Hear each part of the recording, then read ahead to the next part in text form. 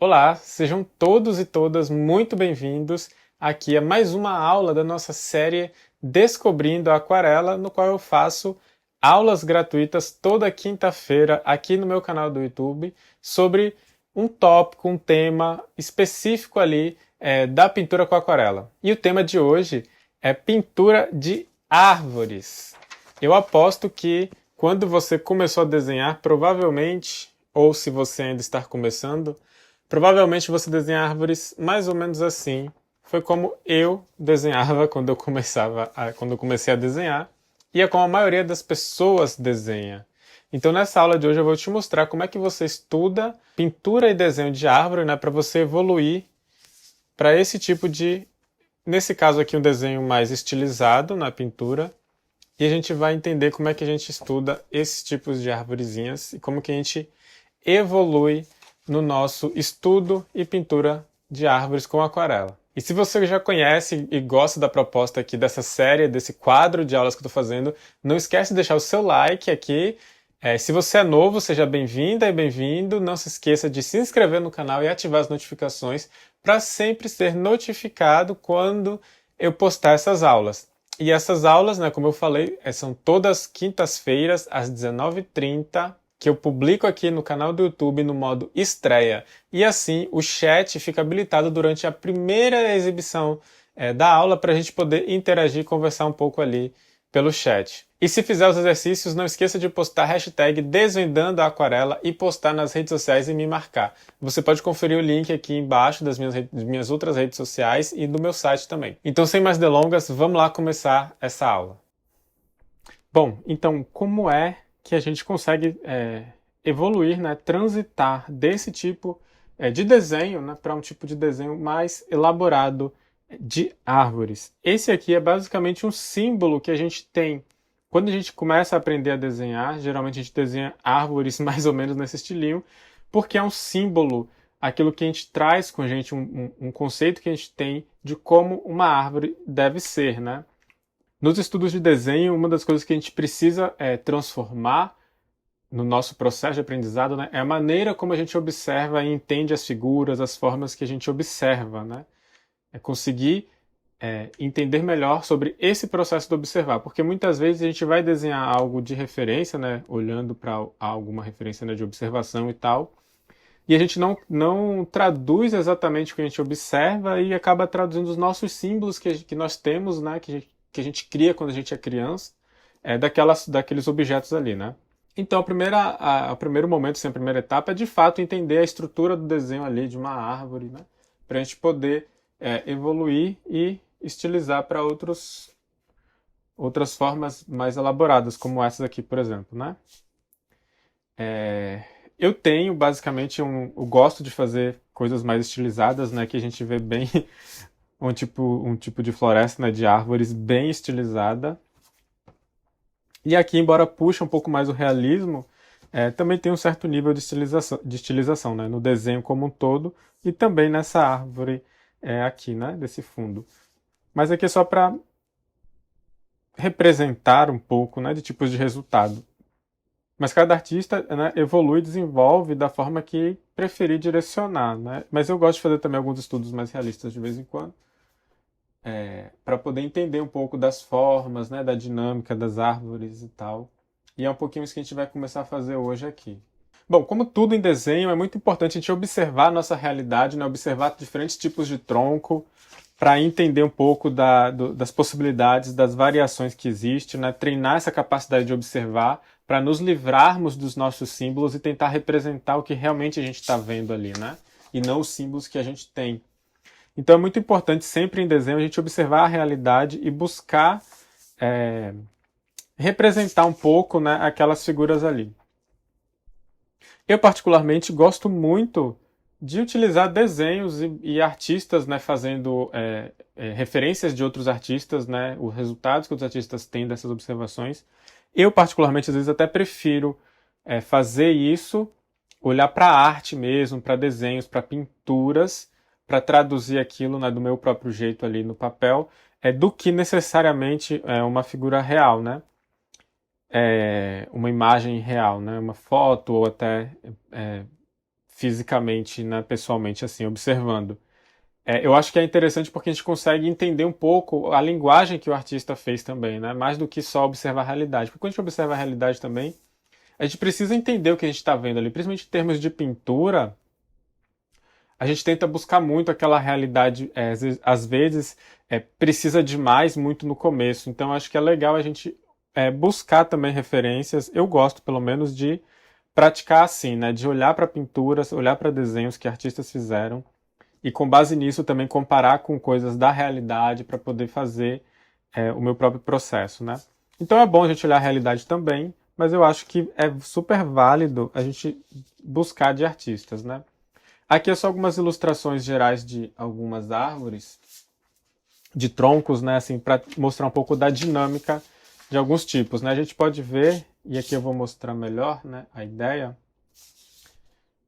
que um tronco ele é basicamente formado por um cilindro, certo? Uma estrutura principal que vai ramificando. E essa ramificação pode ser de diversas maneiras diferentes, diversos sentidos, diversas configurações diferentes.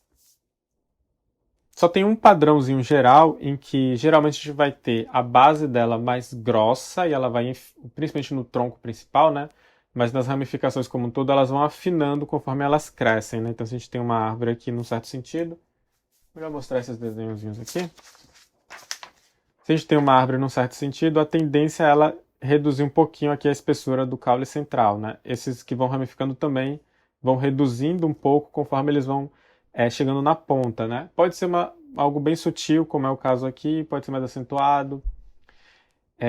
Geralmente uma ramificação ela vai ser mais fina do que o caule anterior, né? Mas pode ser bem mais fina, como esse aqui que eu puxei do lado, uma bem mais fininha do que essa, né? Não é necessariamente no mesmo nível de espessura desses outros dois, por exemplo, né? Tudo isso são variações que a gente faz, mas ela precisa ter um equilíbrio, né? Uma árvore precisa ali se manter firme para passar a impressão de que ela está firme ali, né? Fincada no solo onde ela cresceu. Embora a gente tenha as raízes que dá essa firmeza, né? De fato a elas, a própria estrutura física dela permite que cause essa sensação, né, em quem observa. Então, a gente precisa entender as árvores em que elas... Como é que a gente vai pensar na estrutura, né? Inclusive pintando, como a gente vai fazer já já. Basicamente, uma árvore bem comum, ela vai ter um tronco principal. Aqui eu estou vendo só as linhas representativas, tá? Só para entender a direção e o movimento dela. Então ela começa numa base e sobe numa direção específica, mas não tão reto, né? Criar essas curvas, às vezes mais leves, às vezes mais acentuadas, assim, na direção desse tronco, cria dinamismo, cria interesse, cria fluidez, né, para a forma ali. E também traz mais realidade, traz algo mais interessante, né?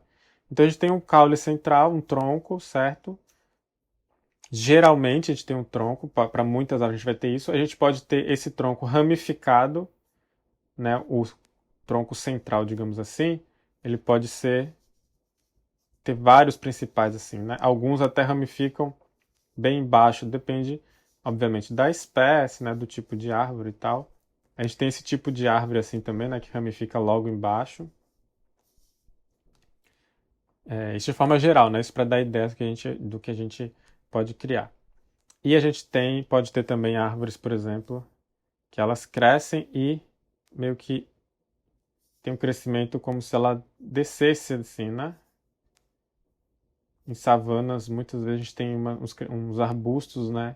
Ou até árvores mesmo com esse tipo de crescimento mais caído, ou até para representar árvores mortas, né? A gente pode fazer esse tipo de movimento. E desses ramos, dessas caules centrais, né? Inclusive eu me adiantei um pouco nesse, mas a gente vai ter as ramificações secundárias e terciárias, né? O que a gente vai encontrar aqui? Uma árvore, ela cresce sempre em busca do sol. Uma árvore não necessariamente cresce para cima, né? O que ela está fazendo é sempre crescendo buscando o sol. Se a gente, em um experimento, né, fizer uma plântula ali, né, um broto, a gente sempre deixar a luz para um lado específico dela, né, numa estufa, num ambiente controlado, o crescimento dela não vai ser para cima. Se eu tenho uma fonte de luz aqui, essa plântula aqui, né, essa jovem arvorezinha, ela vai ter um crescimento inclinado para cá, porque no próprio crescimento das plantas, elas identificam a direção ali da luz e crescem nessa direção, certo? É por isso que as árvores estão sempre crescendo para cima, porque via de regra, a grande luminosidade que elas vão receber é de cima. Mas não sei se você já viu, por exemplo, algumas árvores, né, que estão assim na beirada de uns penhascos, que ela cresceu, por exemplo, começou crescendo aqui, né? Você vê que ela vira para cima, né? Ela sai aqui o caule dela, tem as raízes aqui fincadas nesse precipício, assim, né?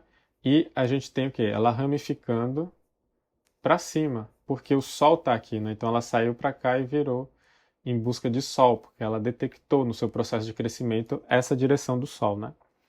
Então é isso que elas fazem, e por isso é essa direção que a maioria dos nossos ramos aqui ramificados vão ter, né? Eles vão ter uma tendência de crescer sempre em busca do sol. Pense assim, em busca do sol, que via de regra vai ser para cima. Então a gente tem uma ramificação secundária, aí essa outra ramificação ramifica aqui, né? E assim vai. E a tendência é que a cada ramificação elas vão ficando mais fininhas, né? A gente pode ter aqui também. E uma coisa, geralmente esses caules que estão embaixo, a gente vai ter um enviesamento um pouquinho menor, um pouquinho maior, né, para baixo do que para cima, como se estivesse meio caindo assim, né? Porque elas já têm tempo, já cresceram há mais tempo provavelmente e já estão um pouco mais caídas assim, né? Do que essas mais em cima que são mais novinhas, são ramificações mais novinhas, né? Então a gente precisa entender esse tipo de estrutura aqui enquanto a gente está pintando a árvore com a nossa aquarela, né? E a gente vai fazer isso, inclusive, em uma forma bastante simplificada para a gente começar a entender melhor dessa dinâmica assim, né? Bom, ao mesmo se aplica aqui, né? A gente vai ter as ramificações tal de todos esses modelos de árvores assim. E você pode variar bastante, né? Com troncos mais largos na base, árvores que ramificam logo embaixo, né? Troncos grossos e ramificam bem baixinho. Tem outras que crescem muito para depois começar a ramificar. Enfim, você pode observar, principalmente, ao invés de olhar para o realismo e tentar capturar ali o realismo da árvore, você pode observar qual é essa estrutura básica geral dela, né? De crescimento mesmo. Bom, já um crescimento de uma conífera, né, de um pinheiro, vou representar aqui, a gente vai fazer também um exercício, eles vão ter um crescimento central menos fluido, né, menos contorcido, como outros tipos de árvores, eles vão ter uma tendência a ser bem retinhos mesmo, né? E as ramificações, como é que a gente pensa as ramificações deles, né? Basicamente, né, se a gente simplificar bastante os pinheiros, eles são um triângulo, né? A gente tem aqui ramificações largas de folhas, né, que vão diminuindo conforme vai chegando na ponta ali do final do crescimento dela e o caulezinho aqui a amostra, né? Essa é a ideia geral. Então a base vai ter folhas, vai ter uma tendência a ter folhas mais larguinhas assim, né, mais longas para as laterais, a envergadura, digamos assim, né? E vão ter uma ideia de ser um pouco mais curvadinhas para baixo assim. Então são grandes e dá uma curvada maior. Quanto mais a gente sobe aqui, mais curtas elas ficam e menos acentuada fica essas curvinhas assim, certo? Até que chega um momento em que ela está quase apontando para cima também, né? A tendência aqui é que quanto mais baixo, mais embaixo, né, maior esse ramo é, né, mais folhas tem, mais peso tem e aí acaba caindo um pouquinho com a gravidade também. Bom, vamos agora para a aquarela entender essa estrutura junto com a aplicação da tinta direto mesmo, né? Bom, então vamos aqui começar diretamente a nossa prática, certo? Eu gosto muito de fazer a base do desenho primeiro, antes de pintar, né, de botar o pincel mesmo com a tinta no papel. Eu prefiro ter a estrutura geral, né, o direcionamento do meu desenho ali, base, sabendo o que eu tenho ali de formas, de figuras, né, que eu quero criar. No caso das árvores, inclusive, o que eu acho mais importante é a gente entender a dinâmica do movimento, né? A gente precisa ter essa fluidez dos troncos, das ramificações, entendendo aquela base que eu falei antes, né, do geral da árvore, né, da estrutura base dela, mas principalmente o movimento, né, o fluxo da direção ali das ramificações, que isso que dá o ritmo, assim, né, o sentimento ali, né, a sensação da árvore, né, da estrutura da árvore. E para esse exercício aqui eu não estou nem fazendo a estrutura de desenho mesmo, com volume no desenho, com a criação dos cilindros ali para criar a impressão da estrutura tridimensional.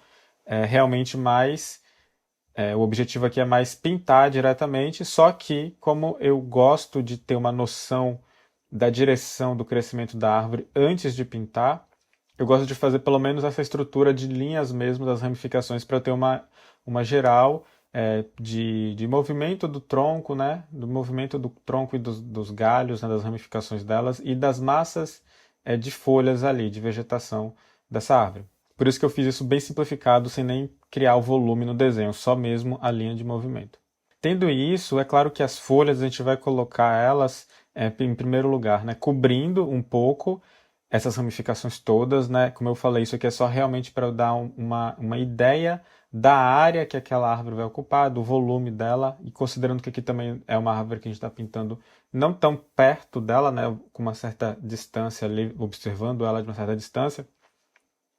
Então a gente vai fazer as folhas, ou os agregados de folhas, né, cobrindo um pouco esses caules, deixar algumas áreas brancas em que vai passar, digamos assim, né, para visualizar a parte do fundo dessa árvore, do que tem atrás dela, digamos assim, né, e também permitindo que a gente veja um pouco dos caules ali, dos ramos, né, dos galhos.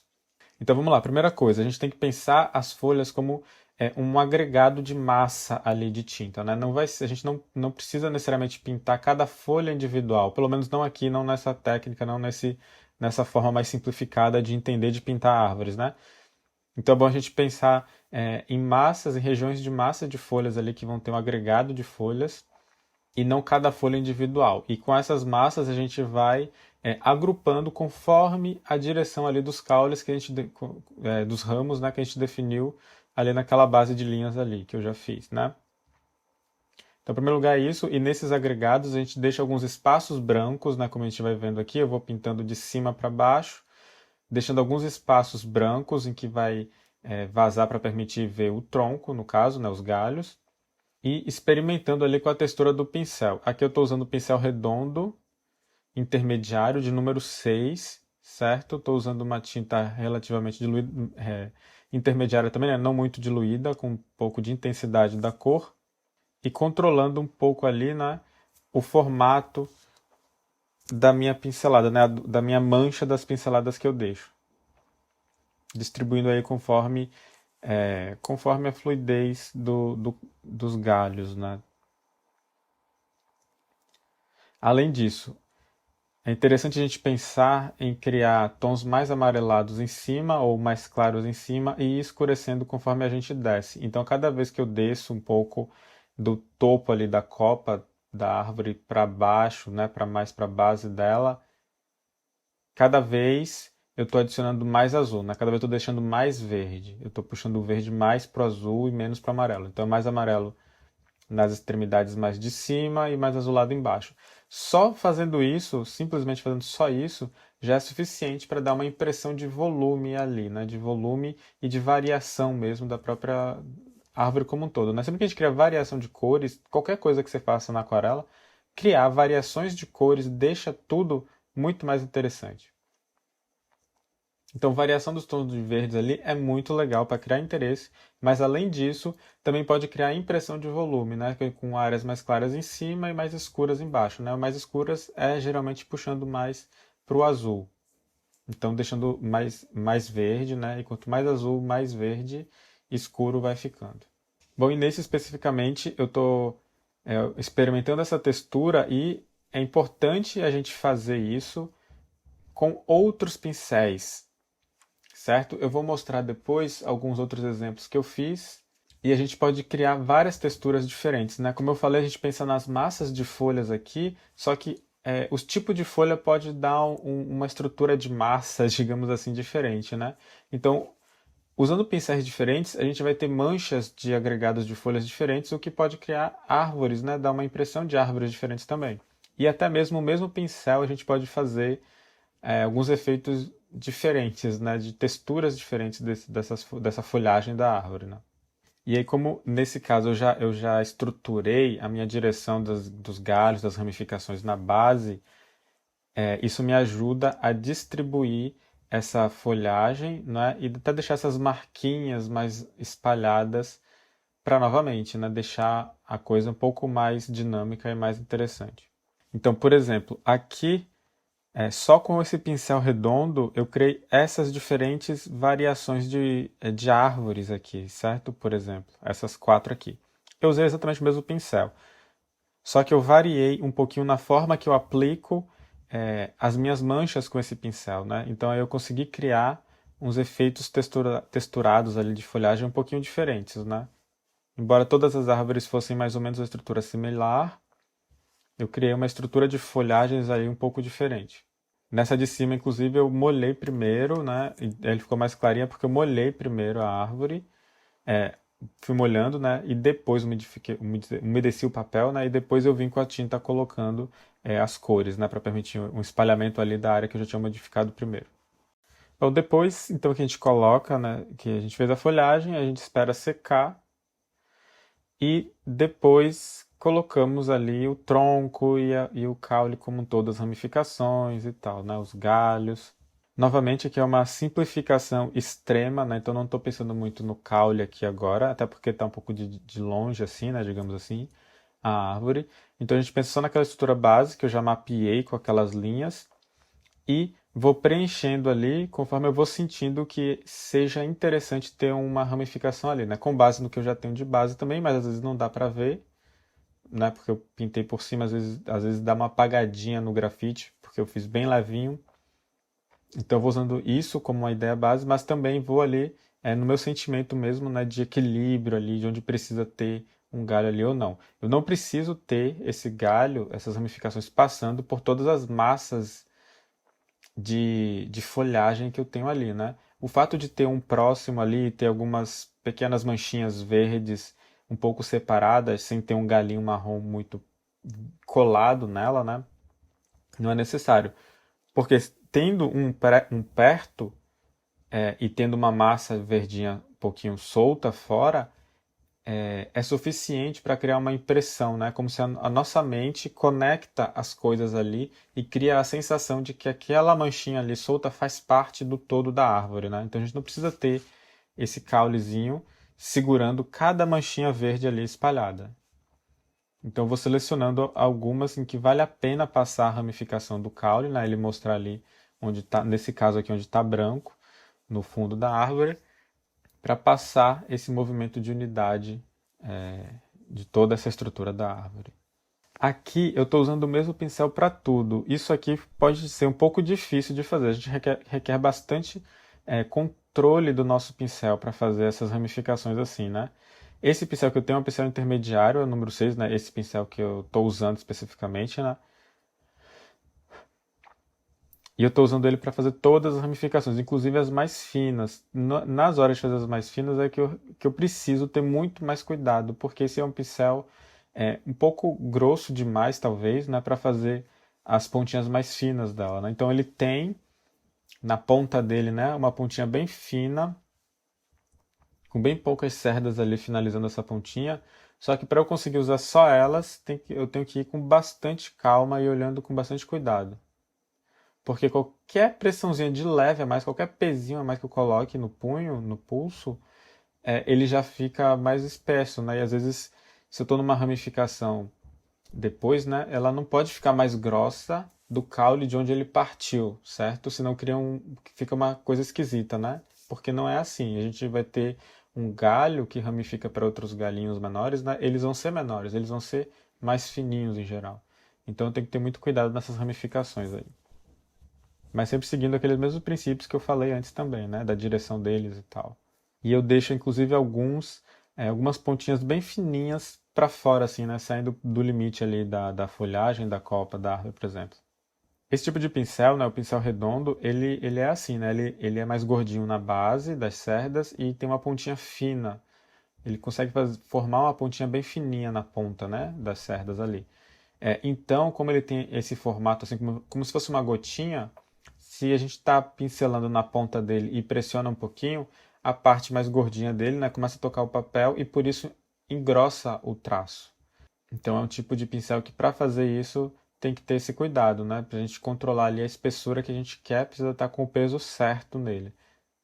Tem outros pincéis desse tipo também, meio que redondos assim, só que eles são mais alongados. Se ele é mais alongado, mesmo que eu pressione mais ali meu pincel no papel, a espessura vai variar menos, né? Eu vou engrossar um pouquinho menos do que esses redondos, porque eles são gordinhos na base. Então, quando essa base começa a tocar o papel, o traço, né, da pincelada fica bem mais espesso do que se a gente pincela de leve com a pontinha. Então é uma coisa que você precisa prestar atenção no seu material, né? E tomar cuidado para não se frustrar por causa disso, né? É um treinamento também que precisa ter, né? Um cuidado e um treinamento que precisa ter nessa prática de utilizar o pincel, né? Determinado tipo de pincel vai ter determinado tipo de mancha, né? E assim também influenciado, né? Essa mancha, né? Influenciado pelo peso que você coloca da sua mão nele, né? Nessa pincelada. Bom, por fim também, como eu falei antes, a gente pode testar isso com vários pincéis diferentes, né? Você pode utilizar o que você tiver disponível e testar para ver o tipo de textura que ele traz ali de efeito de folhagem, né? Então, diferentes materiais vai trazer uma impressão de folhagens diferentes e, portanto, de árvores diferentes. Assim como assim como você pode variar a própria pincelada do mesmo pincel, a forma como você marca com o pincel, se você variar o pincel, você tem outros resultados também. Inclusive pincéis que estão velhos, que estão com as cerdas um pouco bagunçadas, né, quebradas assim, mais jogadas. Você pode utilizar esses pincéis para ver as texturas que eles causam, né? Então assim, pincel velho, pincel que aparentemente está estragado, não utilizado, vale a pena manter para esse tipo de coisa, por exemplo, né? Tem outros tipos de usos também, né? Mas esse é um tipo de uso muito bom para pincéis que estão mais velhos, com as cerdas mais espatifadas, né? Mais espalhadas assim. E você pode testar, experimentar texturas diferentes, né? Como essas aqui que eu fiz, usando outros pincéis e outros materiais. Uma delas aqui da ponta eu utilizei esponja de celulose, é uma outra maneira de a gente testar, de fazer texturas legais, né, com esponjas. Com esponjas ou com qualquer material que você achar que possa causar uma marca legal diferente, né? Vale muito a pena fazer esses experimentos e ver o que você obtém de resultado. Bom, aqui agora então vamos fazer uma outra estrutura de árvore, né, baseada ali naquela ideia do pinheiro. Então a mesma coisa, eu faço primeiro a estrutura base com o caule principal ali, com o tronco principal ali e as ramificações dele, né, daquela forma como eu expliquei. E crio ali a base para poder ter um mapa, né, para fazer as marcas com o meu pincel. Bom, esse aqui, com base no meu estudo das outras árvores que eu mostrei, eu achei esse pincel bem interessante para fazer essa árvore de pinheiro, né? Porque ele é um pincel com a ponta mais achatada, certo? Só que ele tá com um pouquinho daquele efeito que eu falei, né? Meio que espatifadinho, assim, de leve. As cerdas dele, mesmo molhado com a tinta, não estão muito unidazinhas, né? Elas estão meio espalhadinhas ali, dispersas. E isso ajuda a criar um efeito bem legal para essas folhagens. Cria um efeito de folhagem diferente que eu achei bem interessante para utilizar para criar essa impressão de pinheiro, né? Porque como as cerdas estão assim espalhadinhas, quando a gente marca a pontinha ali dessa parte das folhas, né? A gente consegue criar várias pequenas pedacinhos de folhas assim, né? Numa impressão de várias folhinhazinhas ali espalhadas. Então por isso é muito bom também, mesmo com o pincel velho, tentar experimentar esse tipo de efeito e textura para ver o que tem de resultado, né? O que você consegue ter de resultado. E aí eu faço a mesma coisa, a parte de baixo maior, certo? E mais caída, como eu falei anteriormente, né? Da estrutura base do pinheiro, assim, da ideia geral. E conforme eu vou subindo, eu vou adicionando um pouquinho de verde. Porém, nesse caso, um pouquinho de amarelo, né, ou deixando ele um verde mais vibrante, assim. Porém, nesse caso, eu não quero a ponta dele muito amarelada, né? Como é um pinheiro, eu acho que vale a pena deixar ele mais pro verde mesmo e puxar menos assim pro amarelo. Então, depois de terminar a pintura e esperar secar, né, eu vou para minha outra camada, exatamente da mesma forma da anterior, fazendo ali a minha marcação do caule, né? Dessa vez estou usando um pincel mais fininho, que é um tipo de pincel que eu tenho que é um pouquinho daquele tipo que eu falei, né? Ele tem uma cerda mais alongada e sem muita variação, né? Ele tem uma ponta levemente mais fina, mas como ele já é menorzinho como um todo, né? Ele já é todo fino por inteiro. E como as cerdas são alongadas, são meio compridas assim, né? É legal para manter um traço de uma espessura mais similar, né? Ao longo de todo um trajeto de uma linha que você faça com ele, né? Diferente do redondo, que tem a base mais gordinha, e se a gente pressionar, ele acaba ficando um traço mais largo. Então eu prefiro usar esse aí para fazer com o pinheiro, né? Agora, o que vale aqui é fazer o máximo de variações possíveis, né? Não precisa necessariamente ser desse jeitinho, de ter esse caule passando por toda ela. Você pode fazer um pinheiro, por exemplo, mais homogêneo, sem mostrar muito disso, ou algo que esteja um pouco mais distante, que não dê para ver direito muitos detalhes, colocar só a forma geral mesmo, mais triangular, com as pontinhas soltas, com a variação ali do claro para o escuro, né? Enfim, teste, teste, teste, experimente bastante nesses processos de estudos, né? Bom, aqui eu queria só fazer mais alguns experimentos e aí achei que vale a pena mostrar também. Esse aqui é um outro tipo de técnica que eu gosto, assim, para fazer árvores mais à distância, né, ou conjunto de árvores assim, em que eu molho o papel, né, boto ali aquelas marcas, aquelas manchas de folhagens, como eu falei, nas outras exercícios, nas outras vezes ali, variando as cores, né? Aqui eu usei, também estou querendo usar umas cores mais outonais, assim, né? Que a gente puxa mais um amarelo, mais laranjas, vermelhos. Então eu molhei e coloquei essa maçaroca de folhagens da copa das árvores ali, com essas variações de cores, certo? E deixei espalhar bem as cores e depois vim ali puxando os caules, ainda molhado com a basezinha ali, né? Com a pontinha, acumulando essa pocinha de água, até para misturar um pouquinho as próprias cores dessas folhagens com os caules que eu estou fazendo, né? Então, eu puxando ali os caules, tocando um pouquinho nessas pocinhas ali da folhagem, para poder deixar elas se misturarem um pouquinho mesmo, né?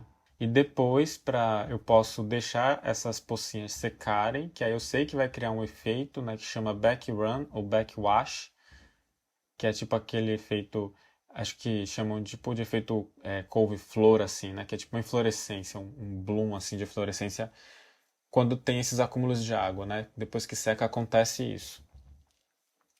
E aí nesses acúmulos que tem ali na base da copa eu posso deixar para deixar esse efeito acontecer, ou eu posso vir com um pincel seco e puxar essa aguinha acumulada ali. Bom, e não só isso também, né? Eu testo outros tipos de árvores mesmo, utilizando essa cor agora, né, mais outonal, amarelos e laranjas principalmente, e um pouquinho de vermelho, seguindo a mesma lógica de em cima mais amarelo, embaixo mais laranja e vermelho, né, porque seriam as minhas cores mais escuras nesse caso aqui. Então eu utilizo essas cores, né, com manchas de pinceladas diferentes para fazer a mesma coisa que eu fiz da outra vez. E além disso eu adiciono um outro estudinho aqui com outro pincel que depois eu lembrei que eu tinha e eu resolvi trazer aqui para mostrar um outro tipo de árvore, meio que inventada assim, né? Para utilizar a textura desse pincel. E novamente eu faço então os troncos ali, o caule, as ramificações. Para aquelas árvores ali mais outonais, eu usei uma outra cor, né? Eu deixei uma cor mais acinzentada, mais neutra ainda do que aquele marrom, e criou um contraste que eu achei que ficou bem legal, bem bonito com essa coloração de folhagem, né? Eu misturei ali o sépia com o azul, acho que com azul índigo, se não me engano, e um pouquinho de Payne's Gray, e ficou um marrom escuro, meio cinza, muito bonito, que contrastou muito legal com essa coloração alaranjada. Então, por exemplo, isso aí já uma composição, né, uma mistura que eu fiz assim que eu gostei bastante, que já vai entrar aqui no meu gabarito mental, né, para uma pintura futura utilizar essa combinação de cores, né, dessas folhagens com esse caule que eu gostei muito. Por isso que é muito bom a gente experimentar várias cores, várias coisas diferentes em pequenos estudos. E depois trazer isso, né, essas experiências, para uma pintura mais finalizada assim. Não é uma pintura mesmo, não é um trabalho de verdade.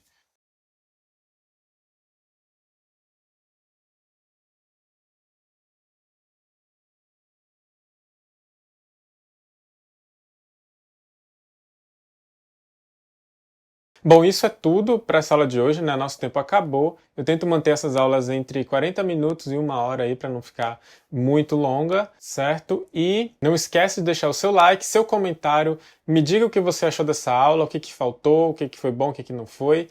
Me diga dúvidas também que você teve e sugestões para outros temas e tópicos aí para as próximas aulas que eu pretendo fazer. E não esqueça de postar nas redes sociais com a hashtag Desvendando Aquarela e me marcar aí no Instagram, alexcamanho.art. Então obrigado pela presença, valeu e até a próxima!